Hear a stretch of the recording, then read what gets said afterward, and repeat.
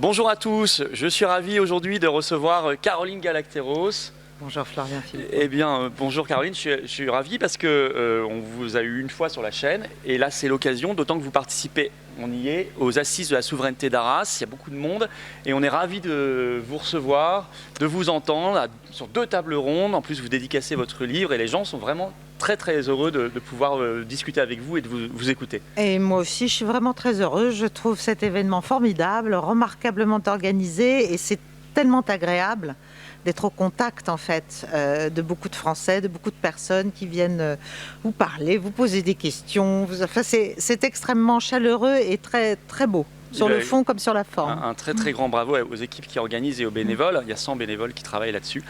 On va commencer parce que je voudrais aborder l'actualité par ce qui s'est passé en Pologne, l'affaire des fameux drones russes. On ne sait pas grand-chose. Enfin, vous me direz ce qu'on en sait, vous savez plus que moi. Et pourtant, tout de suite, on a vu Kaja Kallas, l'Union européenne, Macron, le Canada aussi, monter la Pologne elle-même, Donald Tusk en tout cas, monter au créneau pour expliquer que c'est une agression russe, que c'est très grave, comme s'ils cherchaient un prétexte pour aller vers l'escalade. C'est assez inquiétant d'ailleurs. Qu'est-ce que vous pensez de tout cela ? Oui, le comme si est de trop, parce qu'en fait, on cherche des prétextes. On cherche à aller au plus loin, c'est un peu arrêtez-moi ou je fais un malheur.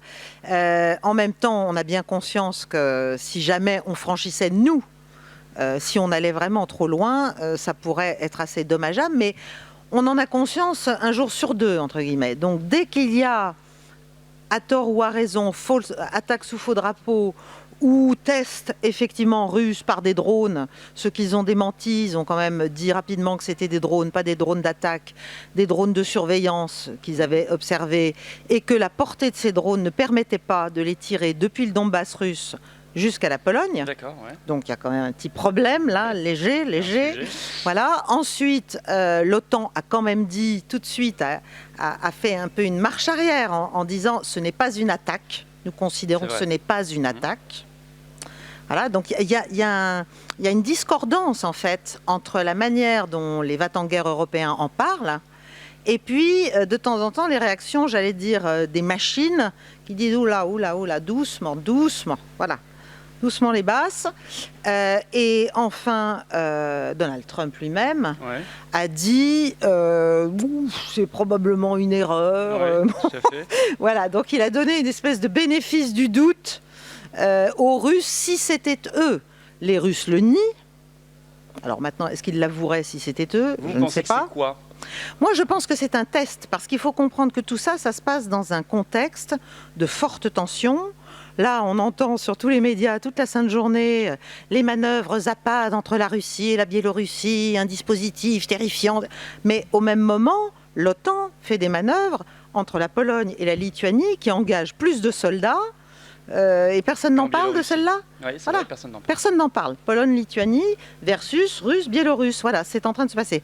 Ensuite, il y a les projets de l'OTAN et de l'UE qui sont des murs de drones, ce qu'on appelle les murs de drones, qui seraient une forme de bouclier, si vous voulez, de ce type d'armement, donc en tout cas système d'alerte. Et donc je pense que les deux côtés se testent. Je rappelle aussi qu'il y a 1 mois et demi, enfin ça passe tellement vite, mais quelques semaines, un général américain a menacé, littéralement, la Russie de prendre l'enclave, ou l'exclave plutôt, de Kaliningrad. Ah oui. Comme par hasard, c'est dans la même région. Donc les manœuvres biélorusses et russes... Il l'a fait sans l'aval de Trump, ça. C'est pas tout à fait le discours de Trump. Oui, mais si vous voulez, c'est ça. Le problème, c'est que c'est une partition avec plusieurs clés et plusieurs portées.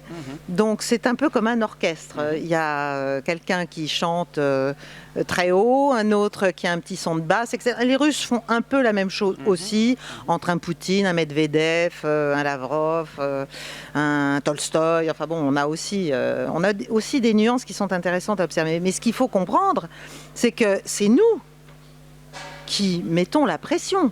Un général américain ne parle pas sans l'accord au moins du Pentagone, peut-être pas de Trump, mais certainement du Pentagone. Ce n'est pas possible. L'OTAN est un organisme, comme je l'ai expliqué ce matin, est un organisme de contrôle politique et stratégique des États-Unis sur l'Europe. Donc, je veux dire, bon, voilà, rien ne se fait comme ça, out of the blue, ça ne marche pas comme ça. Voilà.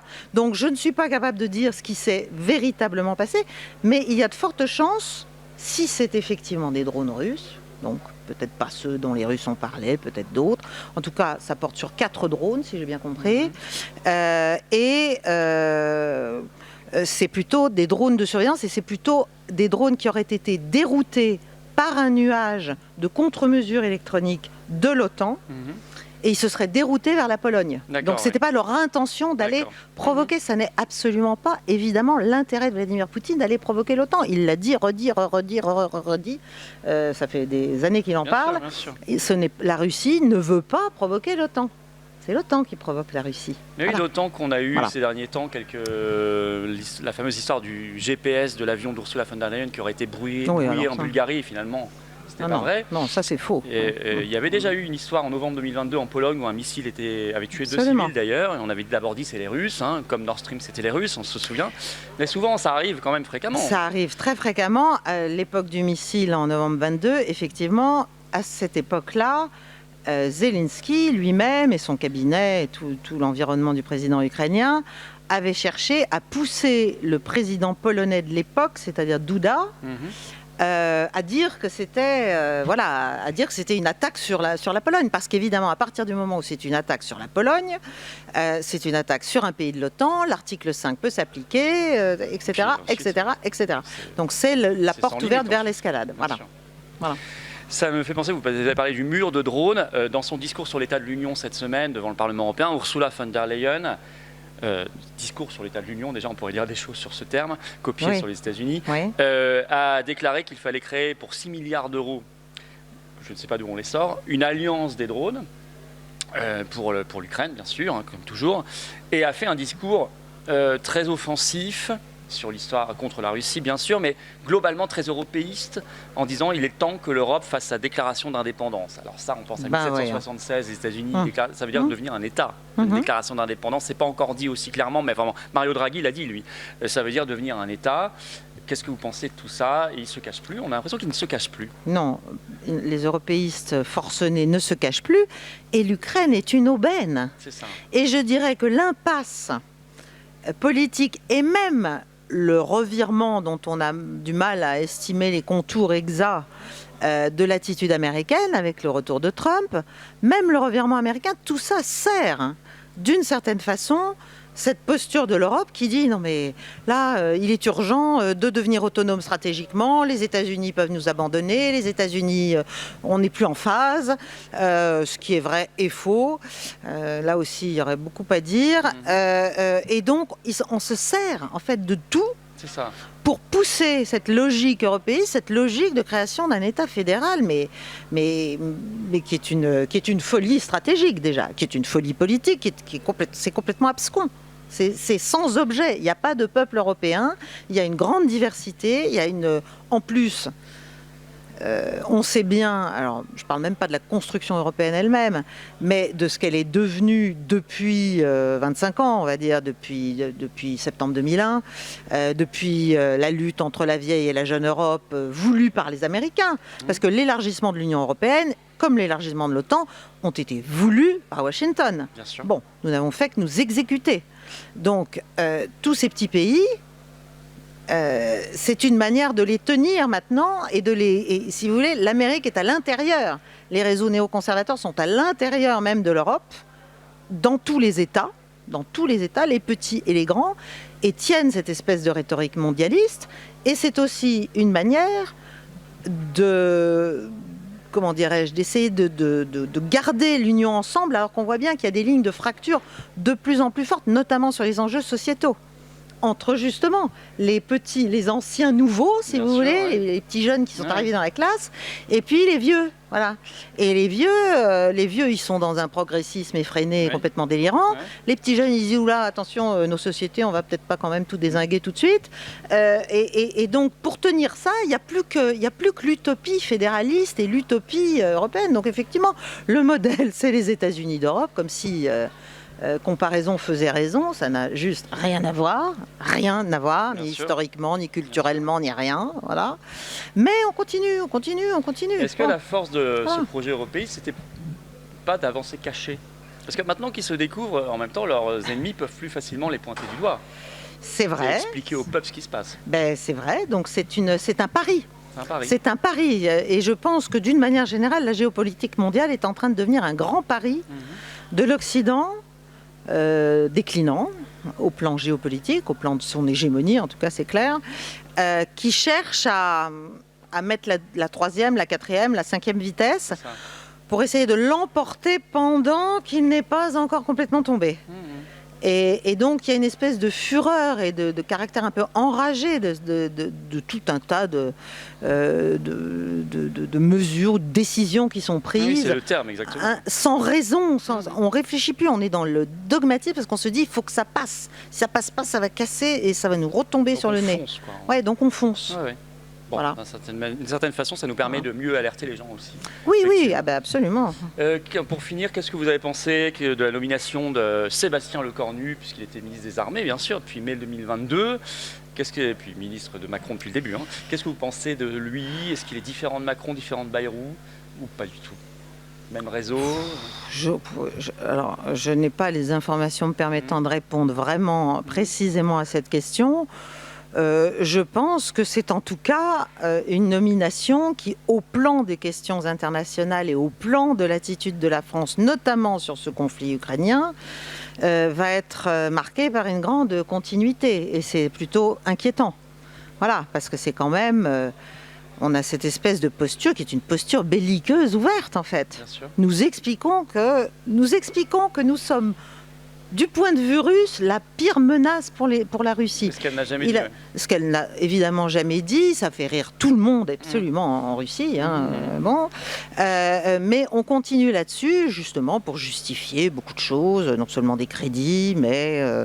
et de ce point de vue-là, les armées se laissent faire, entre guillemets, parce qu'évidemment, voilà, il y a cette espèce de construction de l'ennemi, claire, nette.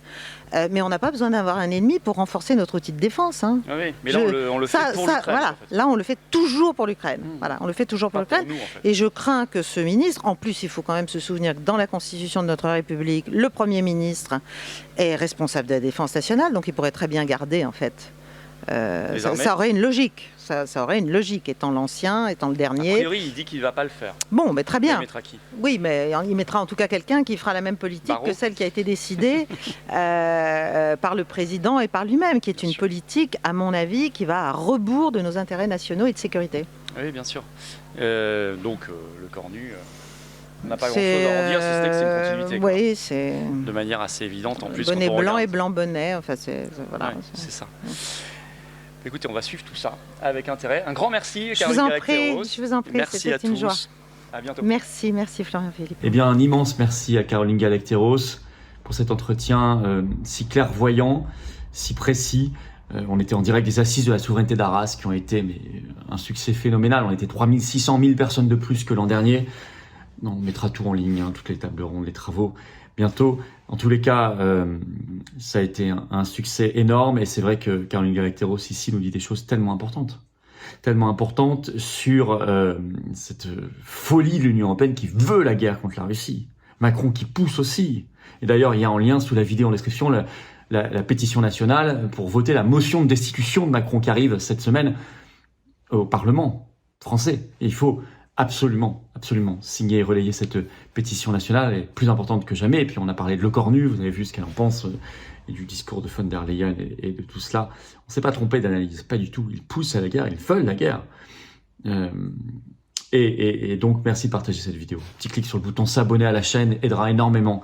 Un meilleur partage de la vidéo, c'est un petit clic gratuit pour vous, c'est tout. Plus vous êtes abonné à la chaîne, plus les vidéos circulent. Profitez-en pour appuyer sur la petite cloche à côté, comme ça vous êtes notifié ensuite dès qu'il y a une nouvelle vidéo qui sort, bien évidemment.